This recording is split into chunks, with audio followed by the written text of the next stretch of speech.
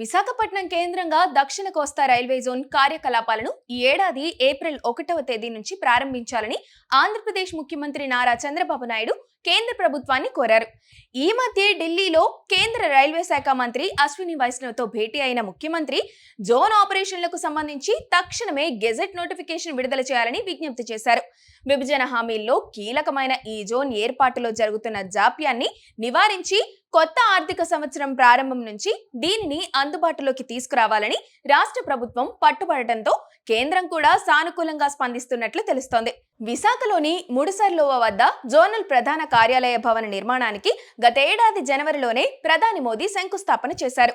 అయితే ఈ శాశ్వత భవనాల నిర్మాణం పూర్తి కావడానికి సమయం పడుతుంది కాబట్టి తాత్కాలికంగా విశాఖపట్నం మెట్రోపాలిటన్ రీజియన్ డెవలప్మెంట్ అథారిటీకి చెందిన ది డెక్ భవనంలోని 2 అంతస్తులను రైల్వే జోన్ కార్యకలాపాల కోసం ఇప్పటికే సిద్ధం చేశారు.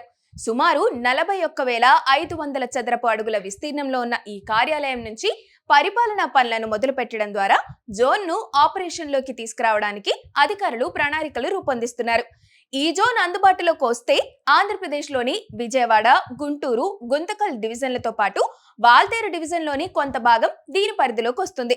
రైల్వే కార్యకలాపాల వికేంద్రీకరణ వల్ల కొత్త రైళ్ల మంజూరు, మౌలిక సదుపాయాల కల్పన వేగవంతం కావడంతో పాటు స్థానికులకు ఉద్యోగ అవకాశాలు మెరుగుపడతాయని భావిస్తున్నారు.